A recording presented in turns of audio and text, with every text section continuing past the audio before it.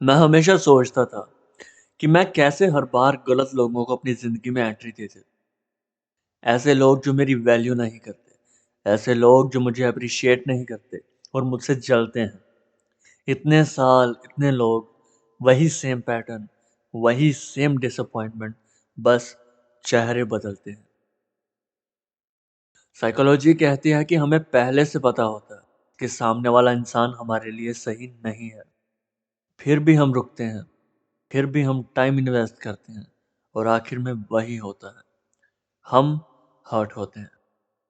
तो बहुत रिसर्च करने के बाद मैंने कुछ फैक्ट्स एंड रीजंस ढूंढे हैं कि ऐसा क्यों होता है, और आज वो सारे फैक्ट्स एंड इन सब की वजह मैं आपके साथ शेयर करने वाला। और अगर आप अब तक मेरे साथ बने हुए हो, मतलब आप भी सेम प्रॉब्लम फेस कर रहे हो और आप भी इस लूप को तोड़ना चाहते हो, सही इंसान को पहचानना चाहते हो और गलत इंसान को आने से रोकना चाहते हो, तो इस वीडियो को लास्ट तक देखना ताकि कोई भी फैक्ट और वजह मिस ना हो। तो इस वीडियो को मैंने 7 पार्ट्स में डिवाइड किया है।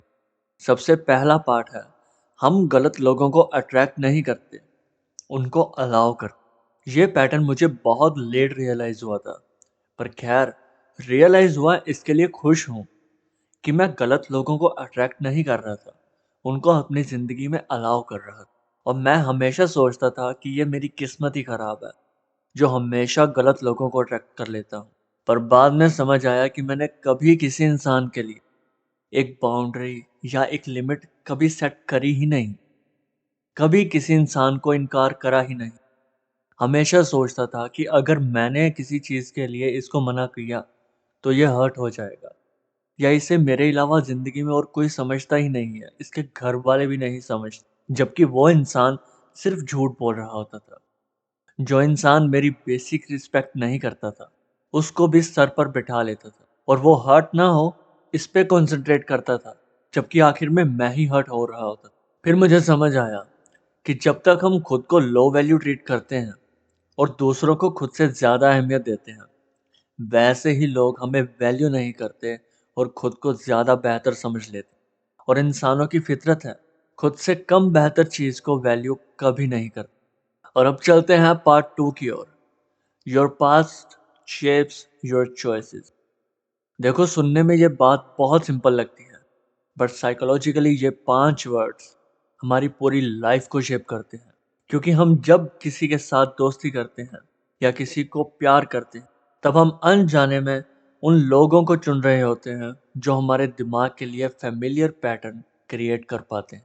जैसे अगर बचपन में किसी को अनकंसिस्टेंट प्यार दिखा हो, तो वो बड़ा होकर ऐसे लोगों को दोस्त बनाएगा या ऐसे लोगों को प्यार करेगा जो उसके दिमाग को कंफ्यूज कर देंगे। कभी बहुत अटेंशन देंगे, तो कभी बिल्कुल ही इग्नोर कर देंगे, जैसे वो दुनिया में एग्जिस्ट करता ही नहीं। ये पैटर्न दिमाग को अनप्रिडिक्टेबिलिटी का डोपामाइन देता है। हर वक्त अनप्रिडिक्टेबल बिहेवियर दिमाग को अच्छा लगने लगता है, क्योंकि उसने बचपन से वही महसूस किया है। दिमाग को वो सेफ लगता है। या एक और एग्जांपल, मान लो अगर किसी ने बचपन में सबके होते हुए भी अकेला महसूस करा हो, ऐसा इंसान बड़े होकर उन्हीं लोगों के बीच फंसता है जो इमोशनली अनअवेलेबल होते हैं। फिजिकली तो साथ रहते हैं, पर इमोशनली कभी कनेक्ट नहीं कर पाते। और हम सोचते हैं कि बचपन से लेकर अब तक सब बेगाने ही मिले हैं, सब दिखावा करते हैं, और इसमें किसी की कोई गलती नहीं है। बेसिकली दिमाग जिस पैटर्न को देख चुका होता है, उसको सेफ समझ के बड़े होकर चूज करता रहता है। बिकॉज बाकी बिहेवियर और पैटर्न्स सब अननोन होते हैं, जो दिमाग को डेंजरस लगते हैं। पर इसका मतलब ये नहीं कि इस चीज़ को कभी बदला नहीं जा सकता। हमारा दिमाग कभी भी, कहीं भी, कुछ भी सीख सकता है, और जो ऑलरेडी सीख चुके हैं उसको हम भुला भी सकते हैं। और अब सबसे important part, low self worth. खुद की वैल्यू ना समझना, खुद के में, या क्या कुछ ऐसा नहीं करा मैंने किसी के लिए जो मुझे ये सब सहना पड़ रहा है। देखो, अगर ज़िंदगी में ये सब सोचना पड़ जाए ना, तो मुझे नहीं लगता कि वो एक्चुअल प्यार है या एक्चुअल रियल बॉन्ड है किसी के साथ। क्योंकि रियल बॉन्ड या हेल्दी रिलेशनशिप आपको ज़िंदगी में पीस देता है। देखो, लड़ाइयाँ होती हैं, बिल्कुल होती हैं, लॉजिकल होती हैं और एक्चुअल इश्यूज पे होती हैं, ना कि हर छोटी बात पे होती है कि आपको सेल्फ डाउट ही हो जाए कि मैं कैसा इंसान हूँ। अब चलते हैं पार्ट 5 पे कि हम इंसान आजकल की लैंग्वेज में वी लव रेड फ्लैग्स। पता है एक्चुअल में हम इंसानों का दिमाग बहुत तेज, इंसानों को बेहतर से पहचान लेता है। उनकी हरकतें, उनकी आदतें, उनकी बातें, इन सबको मिक्स कर लेता है और बाद में डिकोड करता है और हमें बताता भी है कि this isn't the right one. हम फिर भी इग्नोर कर देते हैं ये सोच के कि कोई ना यार, शायद अब से बदल जाए, या फिर ऐसा सोच लेते हैं कि यार कोई ना, ये ऐसा है पर मैं इसको बदल लूंगा। पर असल में कोई भी इंसान हमारी वजह से कभी भी नहीं बदलता। वो बदलता है जब वो चाहता है। इस बात को खुद पे अप्लाई करके देखो। क्या तुम सुबह 5 बजे उठोगे अगर मैं तुम्हें कहूँ तो? या फिर तुम तब उठोगे जब तुम्हारा दिमाग तुमसे कहेगा कि यार कल से मैं रनिंग करने जाऊंगा, वो भी अर्ली मॉर्निंग, तब तुम 5 बजे उठोगे। दोनों में से कौन सा तुम्हें ज़्यादा लॉजिकल लगता है कि तुम कब उठोगे? मेरी कही बात का कोई असर नहीं होगा, बिकॉज़ कौन हूँ मैं? पर तुम तब पक्का उठ जाओगे 5 बजे जब तुम खुद डिसाइड करोगे कि मुझे आज उठना है, मुझे रनिंग पे जाना है। तो ऐसे ही हमारा दिमाग हमें इंसानों के बारे में बताता है कि यार ये इसका बिहेवियर ठीक नहीं। और ये सोचने के बजाय कि ये शायद चेंज हो जाए, अगर हम उस वक्त खुद को चेंज कर लें और इन आदतों को छोड़ दें, तो हम अपने आप को बचा सकते हैं।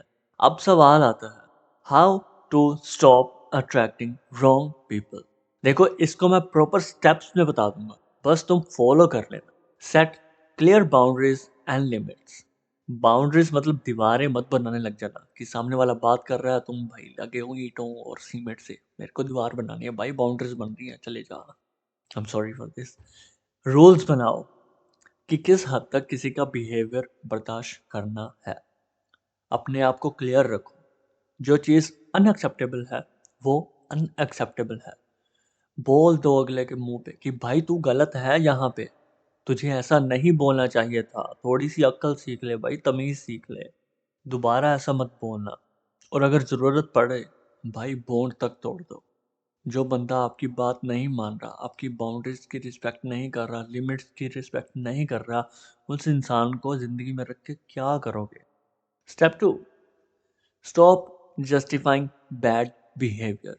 अगर आपको कोई अवॉइड करता है या आपको डिसरिस्पेक्ट करता है, और ये स्टेप 1 से भी रिलेट करता है, अगर आपकी कोई बाउंड्रीज की रिस्पेक्ट भी नहीं करता, तो संत महात्मा बनने की ज़रूरत नहीं है। ये करने की ज़रूरत नहीं है कि यार कोई बात नहीं, इससे गलती हो गई होगी, वो परेशान होगा, उसने सोचा नहीं होगा ऐसा-वैसा, या वो अगर तुम्हें रिस्पेक्ट नहीं कर रहा क्योंकि उसका मूड ख़राब है।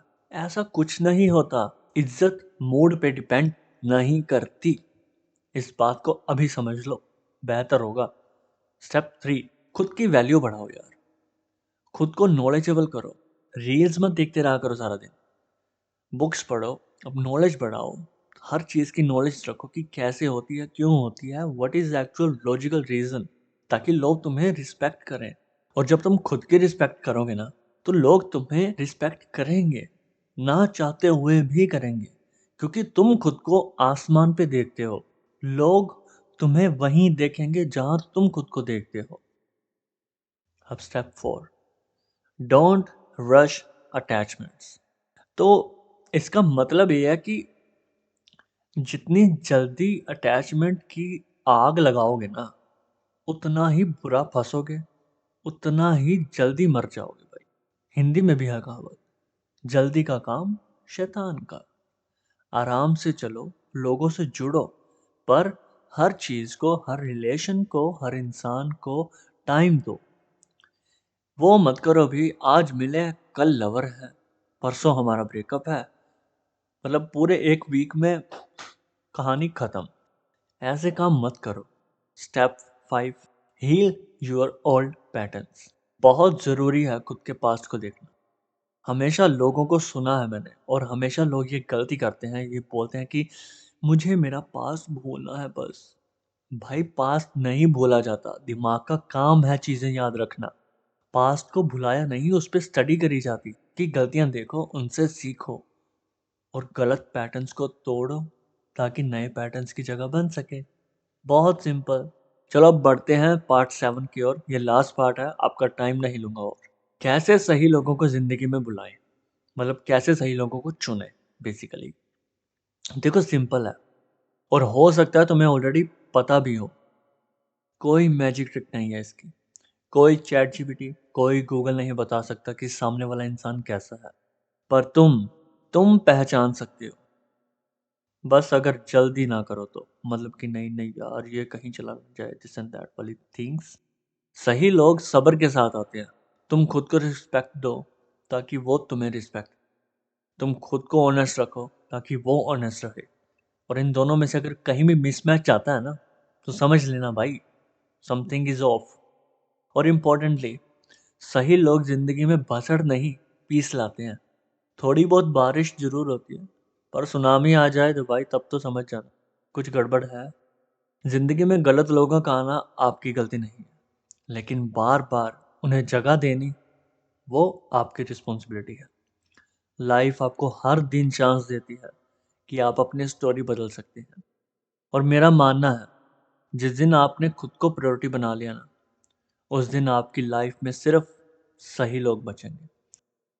तो आज ही शुरू करना, क्योंकि जितनी देर करोगे उतना नुकसान सिर्फ आपका हो रहा है। I am with you, let's break this pattern once and for all. I am Manu, मिलूंगा नेक्स्ट वीडियो में।